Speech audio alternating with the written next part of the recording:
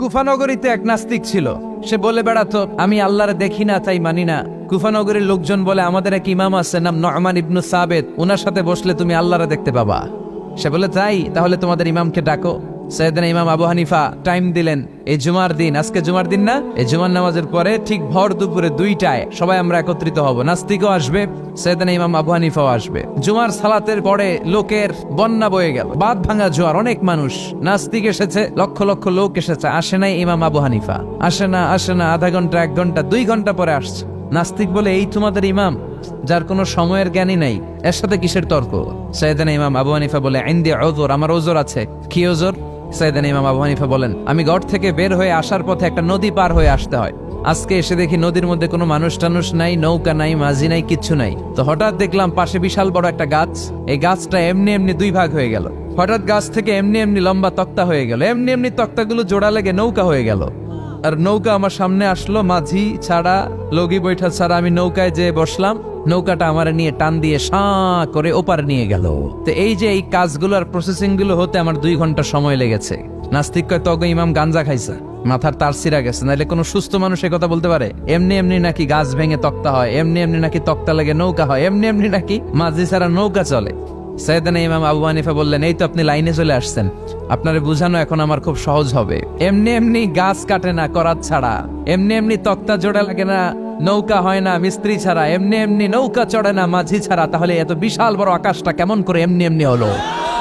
জমিনটা কেমন করে এমনি এমনি হলো?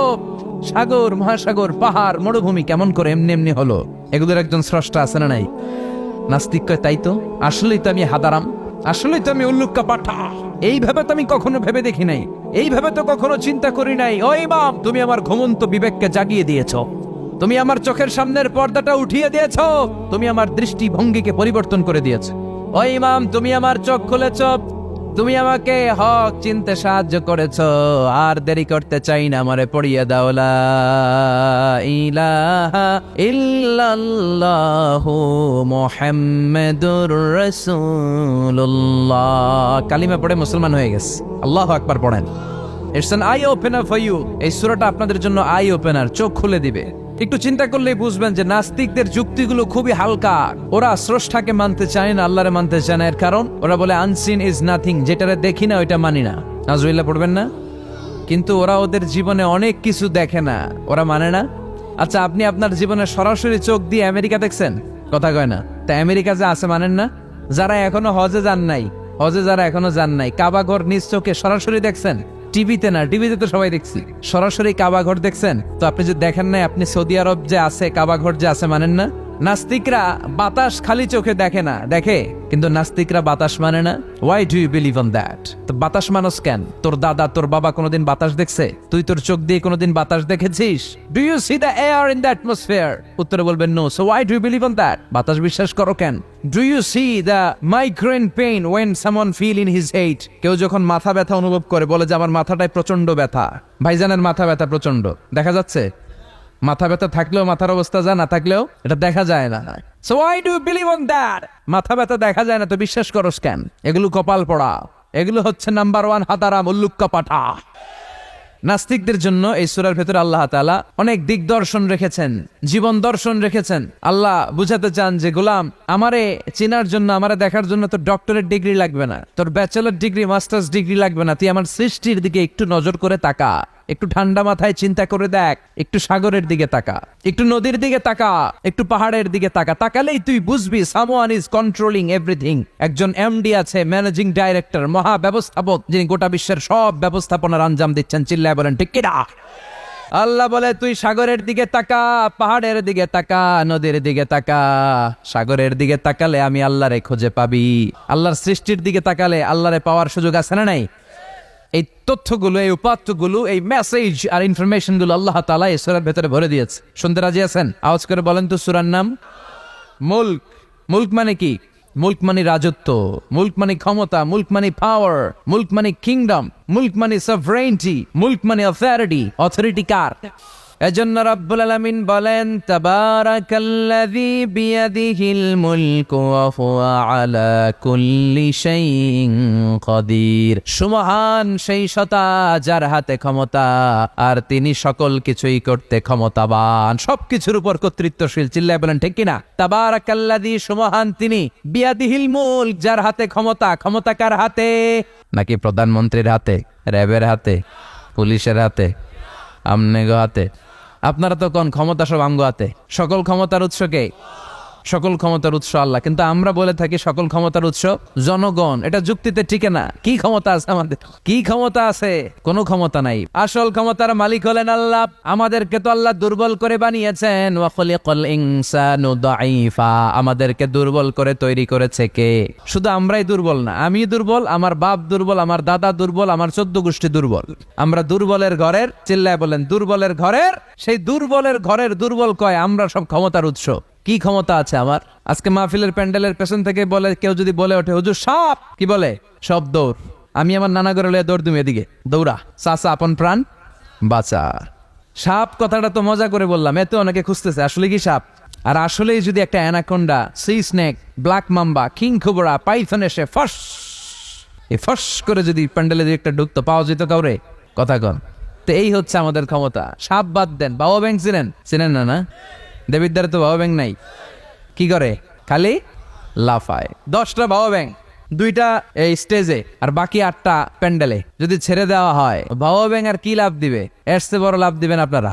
বাবা ব্যাংকের চেয়ে বড় লাভ দিয়ে আমরা দৌড়াইতে শুরু করব। কত অসহায় আমরা, কত দুর্বল। বল্লা পোকা, মৌমাছি আমাদেরকে কামড় দিয়ে উড়াল দেয়, এটারে ধরে যে মারমু এটাও পারি না। কুত্তা এম করে কামড়াইলে আমরা কুত্তারে কামড়াইতেও পারি না। কি অসহায়। পিঁপড়া কামড় দিলে আমরা কিছু করতে পারি না। কানের ভিতরে যদি কারো পিঁপড়া ঢুকে থাকে বুঝবেন সে মজাটা কি। আহা, বাঁচার কোনো সুযোগ নাই, কোনো ক্ষমতাই নাই। এরপরও আমরা বলি সব ক্ষমতার মালিক আমি। দেখবেন যাদের ডায়রিয়া হয় আর 5-7 বার টয়লেটে গেছে, এর চেহারার দিকে তাকানো যায় না। বৈশা গেছে, বৈশা যান। তো এই হইলো আমাদের অবস্থা। 5-6 বার টয়লেটে গেলে আর ওর দইরা দাঁড় করানো যায় না। কাই মরে যাইম, আরে সবাই মাফ করে দেন, আই আর হাইতান্ন, আমি পারবো না, আমার মাফ করে দেন। পারবি না কেন? তুই না ক্ষমতার উৎস। কথা কন। আসলে আমাদের কোনো ক্ষমতা নাই, আমরা দুর্বল। আসল ক্ষমতার মালিক একজন, চিল্লায় বলতে হবে তিনি কে? আমরা যে কত দুর্বল। ন্যাচারাল ক্যালামিটি অর ডিজাস্টার যখন হয়, প্রাকৃতিক দুর্যোগ, তখন নিজের অবস্থা খেয়াল করবেন। বন্যার সময় মানুষের কি অবস্থা হয়, ঠিক কিনা? ভূমিকম্পের সময় কি অবস্থাটা হয় আমাদের? রাত 3টার দিকে যদি ভূমিকম্প হয়, দৌড়, লুঙ্গি পইরা দৌড়, লুঙ্গি ছাড়াও দৌড়, আগে যান বাঁচাও।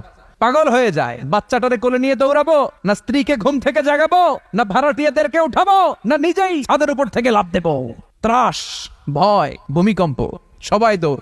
দেখবেন ভূমিকম্প হইলে বাড়িওয়ালাও দৌড়, ভাড়াটিয়াও দৌড়। নাকি ভাড়াটিয়ারা দৌড়ায়, বাড়িওয়ালারা দৌড়ায় না? কথা কন।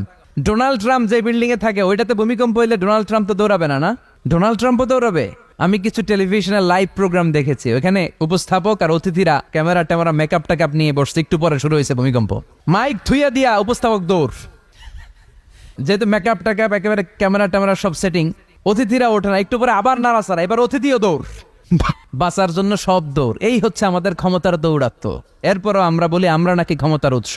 তুফান হলে, এইখানে একটা তুফান হলে 70 কিলোমিটার বেগের জাস্ট বাতাসটাকে যদি আল্লাহ এর তীব্রতা যদি বাড়িয়ে দেয়, সব দৌড় আমরা। কথা কন। আল বাহরু জুনদুম মিন জুনুদিল্লাহ, আর রিহু জুনদুম মিন জুনুদিল্লাহ। বাতাস আল্লাহর সৈনিক, আগুন আল্লাহর সৈনিক, তুফান আল্লাহর সৈনিক। চিল্লা এখন ঠিক কিনা? 2004 সালের সুনামির কথা ভুলে গেছেন? ইন্দোনেশিয়া একটা প্রদেশ আছে, বান্দা আছে, এক ধাক্কায় 3 লক্ষ সাগরের ভেতরে। জাপানের কান্টো শহরে 1 লক্ষ নয়, একটা ধাক্কায়, কয়েক সেকেন্ডের ব্যবধান। একটু আগে নাচানাচি করতেছিল, দুম্মা চলে দুম, একটু পরে সব হয়ে গেছে দুম দুম।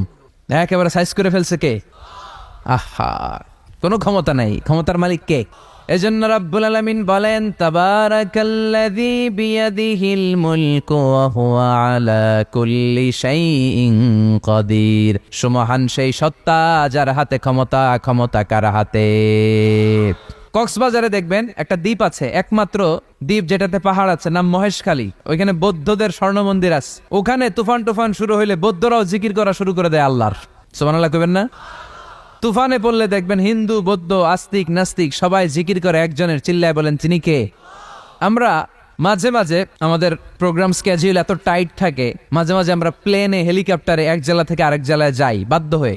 সিলেটে প্রোগ্রাম, কক্সবাজারে প্রোগ্রাম, ওই অমুক জায়গায় প্রোগ্রাম, তো ফ্লাইট ধরা লাগে। তো আমরা আভ্যন্তরীণ ফ্লাইটে চড়ে চড়ে আমরা যাই। তো আমরা যখন যাই, ওখানে কিছু এয়ার হোস্টেস থাকে বিমানের ভেতরে, এদেরকে বলে বিমানবালা। খুব সুন্দরী স্মার্ট নারীদেরকে তারা রিক্রুট করে, নিয়োগ দেয়। এদের যদি 3-4টা সন্তান হয়ে যায়, এদেরকে আবার চাকরিতে রাখে না। সৌন্দর্যটাই যাদের পুঁজি। তারা লিপস্টিক মেখে, পারফিউম মেখে, মেকআপ করে, ভেরি বিউটিফুল লেডি। ওরা আসে, এসে আমাদেরকে খাবার টাবার দেয়, ইনস্ট্রাকশন দেয়। তো বিমানটা, আভ্যন্তরীণ বিমানগুলো বাংলাদেশের ভেতরে যেগুলো চলে, এগুলো 14 থেকে 15,000 ফিট উপরে ওঠে। তো বিমানটা প্রথমে রানওয়েতে ট্যাক্সি করে, মানে বিমান যখন মাটিতে চলে এটাকে বলে ট্যাক্সি। কি বলে? ট্যাক্সি ছেড়ে যখন উপরে ওঠে এটারে বলে টেক অফ। কি বলে? তো এটা যখন বিমানটা যখন টেক অফ করবে, তখন দেখলাম এই এয়ার হোস্টেস গুলো, যেগুলোর পর্দা নাই, হেজাব নাই, শালীনতা নাই, মাইক্রোফোন হাতে নিয়ে ঘোষণা দিচ্ছে, ভদ্র মহিলা এবং ভদ্র মহোদয়গণ, আপনারা আপনাদের সিট বেল্ট গুলো বেঁধে নিন। এখনই আমাদের উড়োজাহাজটি শাহজালাল আন্তর্জাতিক বিমানবন্দর থেকে শাহ আমানত বিমানবন্দরের উদ্দেশ্যে 15,000 ফিট দিয়ে উড়ে যাবে। এরপরে পড়তে শুরু করে আল্লাহ আকবার, আল্লাহ আকবার, আল্লাহ আকবার। তো আমি উল্টা ঘুরে তাকাইলাম, কিরে এই মাইয়া আল্লাহ আকবার কয় কেমনে? গুইরা দেখি হাতের মধ্যে এরকম কাগজ, এই কাগজ থেকে দেখে দেখে পড়তেছে, উচ্চারণ কিন্তু আমগমতো না, পড়তেছে আল্লাহ আকবার, আল্লাহ আকবার, আল্লাহ আকবার, সুবহানাল্লাযী সাখখারা লানা হাযা। পুরো দোয়াটাই পড়ছে, ওমা কুন্না লাহু মুকরিনিন ওয়া ইন্না ইলা রাব্বিনা লামুনকালিবুন। তো আমি হিসাব মিলালাম, ঘটনা কি? লিপস্টিক, মেকআপ, সুটেড, বুটেড, পারফিউম মাখা, হিপ হপ স্টাইলের মেয়ে, এরা আল্লাহ আকবার পড়ে কেন? তো তখনই খেয়াল করে দেখলাম যে বিমানটা এখন ছাড়ছে, জমিন ছেড়ে দিয়ে 15,000 ফিট উপরে যাচ্ছে। ওরা খুব ভালো করেই টের পায়, এই 15,000 ফিট উপরে যখন বিমান থাকবে, ওরে বাঁচানোর কেউ নাই, ওকে রক্ষা করার কেউ নাই। তখন ওর কোনো পাওয়ার নাই, কোনো ক্ষমতা নাই, চিল্লায় বলেন ঠিক কিনা? তখন কোনো সিকিউরিটি নাই। আহা, কি দুর্বল মানুষ! বিমান বাঁকা হয়ে গেলে সবাই চিল্লায় বাঁচাও। যদি জিজ্ঞেস করেন কে বাঁচাবে, বলবে হুজুর আপনি বাঁচান। আছে না নাই? দুর্বল। আসল ক্ষমতার মালিক হলো একজন, চিৎকার করে বলতে হবে তিনি কে। এজন্য রাব্বুল আলামিন বলেন, তাবারাকাল্লাযী বিয়াদিহিল মুলকু ওয়া হুয়া আলা কুল্লি শাইইন কাদির। সমহান সেই সত্তা যার হাতে ক্ষমতা। ক্ষমতা কার হাতে? আমাদেরকে আল্লাহ ক্ষমতা দিয়েছেন, ঠিক, এটা সাময়িক, লিমিটেড, তবে আনলিমিটেড ক্ষমতার মালিক কে?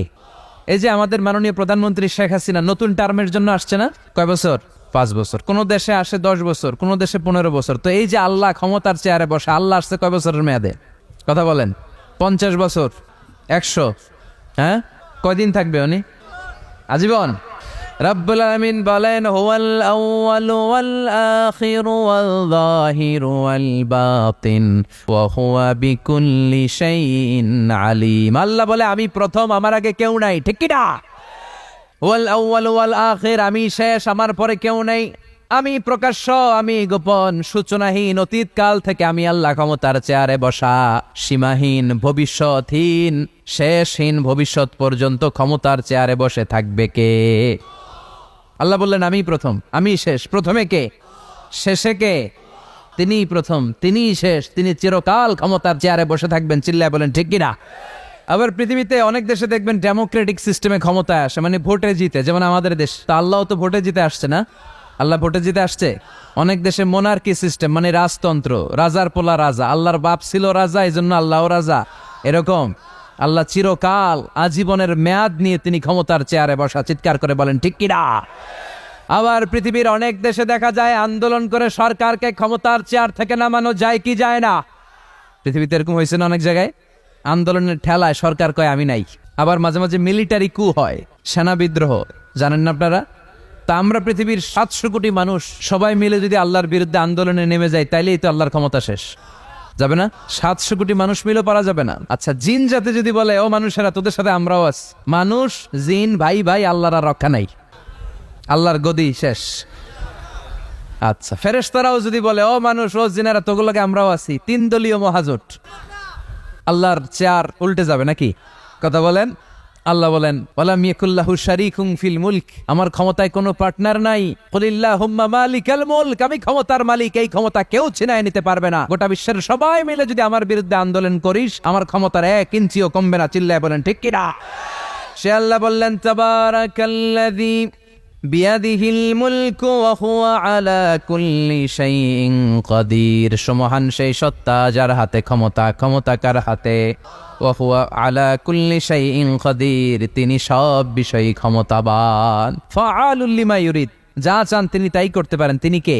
তিনি পাহাড়কে দরিয়া করতে পারেন, দরিয়াকে পাহাড় করতে পারেন, ধনীরে গরিব বানাতে পারেন, গরিবরে ধনী বানাতে পারেন, সম্মানিতকে অপমানিত করতে পারেন, অপমানিতকে সম্মানিত করতে পারেন। চিৎকার করে বলেন ঠিক কিনা? তিনি ক্ষমতার মালিক, সকল ক্ষমতার উৎস হচ্ছেন তিনি। সকল ক্ষমতার উৎস আমরা জনগণ। আর কোনদিন বলবেন? তাহলে চিল্লায় বলেন তো, সকল ক্ষমতার উৎস কে? আল্লাহ সকল ক্ষমতার উৎস। এর কিছু দূর পরে আল্লাহ বলেন, ওয়ালাকাদ যায়্যানাস সামাআদ দুনিয়া বিমাসাবিহা ওয়া জাআলনাহা রুজুমান লিশ-শায়াতিন। আমি প্রথম আকাশের মহাশূন্যটাকে আলো দিয়ে, তারা দিয়ে সুশোভিত করেছি। আবার এই তারা দিয়ে আমি জিনদেরকে আঘাত আর প্রহারের ব্যবস্থাও করেছি। সুবহানাল্লাহ পড়েন। অনেক লম্বা কথা, আমি সংক্ষেপে মেসেজগুলো আপনাদের কাছে পৌঁছে দেই। আল্লাহ বলেন, আমি প্রথম আকাশের মহাশূন্যটাকে তারা দিয়ে সাজিয়েছি। I have beautified the closure sky with light, candle and stars. মাথা উপরের দিকে তুললে আমরা যেটা দেখি, এটা কি? আসলে এটা আকাশ না, এটা মহাশূন্য। এটা কি? আকাশ অনেক উপরে। আমরা খালি চোখে যা দেখি, এটা প্রথম আকাশের মহাশূন্য। এই প্রথম আকাশের মহাশূন্যের অনেক উপরে প্রথম আকাশ, তারপরে দ্বিতীয় আকাশের মহাশূন্য, তারপরে দ্বিতীয় আকাশ, তারপরে তৃতীয় আকাশের মহাশূন্য, তারপরে তৃতীয় আকাশ। একটার চেয়ে আরেকটা বড়। সুবহানাল্লাহ পড়েন। কত বড়? আপনার এই হাতের আংটিটা, সাহারা মরুভূমির নাম শুনছেন? পৃথিবীর সবচেয়ে ছোট মরুভূমি, তাই না? তাইলে বড়। এই বিশাল সাহারা মরুভূমিতে যদি আপনার এই হাতের আংটিটা আপনি ছুঁড়ে ফেলে দেন, এই সাহারা মরুভূমির তুলনায় আপনার আংটি যত ছোট, আল্লাহর দ্বিতীয় আকাশের তুলনায় আল্লাহর প্রথম আকাশটা ঠিক তত ছোট। একটার চেয়ে একটা বড়, একটার চেয়ে একটা বড়। আর আমরা মনে করি কত বিশাল জায়গা নিয়ে আমরা বসে আছি। এই যে দেবিদ্বার প্রপারের আজকের এই প্যান্ডেলের এই পরিবেশটা অনেক বড় মনে হচ্ছে না তাকালে? পুরো দেবিদ্বারের তুলনায় এই প্যান্ডেলটা কত ছোট কল্পনা করা যায়? দেবিদ্বার হচ্ছে কুমিল্লার 16টা থানার একটা থানা। কুমিল্লা হচ্ছে বাংলাদেশের 64 জেলার একটা। এরকম 64টা জেলা মিলে আমাদের সুজলা সুফলা শস্য শ্যামলা ডিজিটাল বাংলাদেশ। এই বাংলাদেশ হচ্ছে পৃথিবীর সবচাইতে বড় দেশ। কি বড় না? কত ছোট জানেন? মানচিত্রের মধ্যে বাংলাদেশ এটা লেখার জায়গা পাওয়া যায় না। বাংলা BANG পরে ইন্ডিয়ার উপরে, মাঝখানে LA, পরে বাংলাদেশের উপরে আবার DESH পরে আবার ইন্ডিয়ার উপরে। বাংলাদেশ কথাটা লেখার জায়গাও বাংলাদেশের উপরে নাই। কত ছোট। পাশের ইন্ডিয়ায় 25 গুণ বড়, Canada, United states of America প্রায় 100 গুণ বড়, রাশিয়া নামে একটা দেশ আছে প্রায় কয়েকশো গুণ বড়। এরকম 200টা দেশ মিলে আমাদের এই পৃথিবী। এই 200টা দেশ মিলে পৃথিবীর মাত্র 30 ভাগ, বাকি 70 ভাগ হচ্ছে শুধু পানি। সুবহানাল্লাহ কইবেন না? তাহলে পুরো পৃথিবীর তুলনায় দেবিদ্বারের এই প্যান্ডেলটা কত ছোট, কত ক্ষুদ্র আমি, কত তুচ্ছ আমি, কত নগণ্য আমি। চিন্তা করতে পারেন? আমাদের তাফসির মাহফিলগুলো হয়ে গেছে এখন শোডাউন। অনেক লোক জড়ো হইতে হবে, স্লোগান হইতে হবে, এগুলো আছে না নাই? আমাদেরকেও বেঁধে দেয় অনেক জায়গায়, হুজুর আপনার কিন্তু আজকে মাহফিল কাঁপাইতে হবে। কি বলে? কাঁপাইতে হবে। কিন্তু অনেক জায়গায় বলে হুজুর আপনার জমাইতে হবে। কি বলে? জমাইতে হবে। আবার অনেক জায়গায় বলে হুজুর আপনার কিন্তু মাহফিলটা ধরে রাখতে হবে। কি করতে হবে? তো কোথাও আমাদের কাঁপাইতে হয়, কোথাও আমাদের জমাইতে হয়, আবার কোথাও মাহফিল ধরে রাখতে হয়। কথা বুঝতে পেরেছেন? তো মাহফিল কাঁপানো, জমানো, ধরে রাখা, এই টেন্ডেন্সি থেকে আসেন বেরোয় আসি। We have to make a change. আপনাকে চেঞ্জ আনতে হবে, পরিবর্তন। বিশ্বনবী পৃথিবীতে এসেছেন পরিবর্তনের জন্য। তিনি কোনো জায়গায় খারাপ কিছু দেখলেই পরিবর্তন করে দিতেন। এক সাহাবাকে জিজ্ঞেস করলেন, কি নাম? মাসমুক। সে বলে, ইসমি হাজান, আমার নাম হলো হাজান। হাজান মানে দুশ্চিন্তা। হাজান মানে? বিশ্বনবী বললেন, হাজান কারো নাম হতে পারে? দুশ্চিন্তা এটা একটা নাম হইলো? বিশ্বনবী বললেন, তোমার নাম আজকে থেকে হাজান নয়, আজকে থেকে তোমার নাম সাহাল। কি নাম? সাহাল মানে সহজ। সাহাল মানে? সে বলে, না ইয়া রাসূলুল্লাহ, আমার বাপ চাচা নাম রাখছে হাজান, এটা আমি ছাড়বো না। বিশ্বনবী বললেন, না আসলে যাও। তো সে বাড়িতে চলে গেল। যাওয়ার পর থেকে ওই যে দুশ্চিন্তা তার আর পিছু ছাড়ে না। তার ব্যবসায় লস, তার চাকরিতে লস, ওর পেটে ব্যথা, ওর মাথায় ব্যথা, ওর জ্বর, ওর মেয়ে কান্দে, ওর বউ দৌড়ায়, ওর পোলায় কয় আমি মরুম। কষ্ট আর জ্বালা ছাড়েই না। সবাই বলে, ওই যে বিশ্বনবী তোমার একটা সুন্দর নাম দিয়েছিল, আনো নাই, এর বদদোয়া লাগছে, যাও নবীর কাছে মাফ চেয়ে নামটা চেঞ্জ করে আনো। হাজান ফিরে গেল বিশ্বনবীর কাছে, যে বলে, ইয়া রাসূলুল্লাহ আমার হাজান নামের দরকার নাই, গোষ্ঠী কিলাই হাজান, আপনি কি নাম কইছিলেন ওটা কোন আবার? বিশ্বনবী বলে, আমি বলছিলাম আন্তা সাহাল। সাহাল মানে সহজ। সাহাল মানে? বিশ্বনবীর কাছ থেকে নাম চেঞ্জ করে সাহাল নিয়ে আসলো। সাহাল বলে, যেদিন থেকে আমি নাম চেঞ্জ করেছি ওই দিন থেকে আমার জীবনের সব কাজগুলো সহজ করে দিয়েছে। কে? কি নবী ছিলেন? খালি চেঞ্জ করে দিতেন, চেঞ্জ করে দিতেন। এক নারীকে জিজ্ঞেস করলেন, মাসমুকি, হোয়াটস ইউর নেম? সে বলে, আমার নাম আসিয়া। আসিয়া মানে অবাধ্য। বিশ্বনবী বলেন এটা একটা নাম হইলো? তোমার নাম আজকে থেকে জামিলা। জামিলা মানে সুন্দরী, বিউটিফুল লেডি। জামিলা মানে সুন্দরী। সে নাম চেঞ্জ করে জামিলা নিয়ে নিল। সবাই বলল যেদিন থেকে বিশ্বনবী তার নাম জামিলা করেছে ওই দিন থেকে মরার আগের দিন পর্যন্ত এই মহিলার সৌন্দর্যে কোনোদিন ভাটা পড়ে নাই। আবার বিশ্বনবী মক্কা থেকে মদিনায় হিজরত করতে গেলেন। বিশ্বনবী বললেন মাসমুহাদিল আর এই জমিনের নাম কি? সবাই বলল এই জমিনের নাম ইয়াসরিব। কি নাম? মদিনার আগের নাম ইয়াসরিব। ইয়াসরিব মানে to take revenge from someone, কারো থেকে প্রতিশোধ নেয়া। বিশ্বনবী বললেন আমি যেই শহরে থাকবো ওই শহরের নাম হবে প্রতিশোধ। হাউ কাম?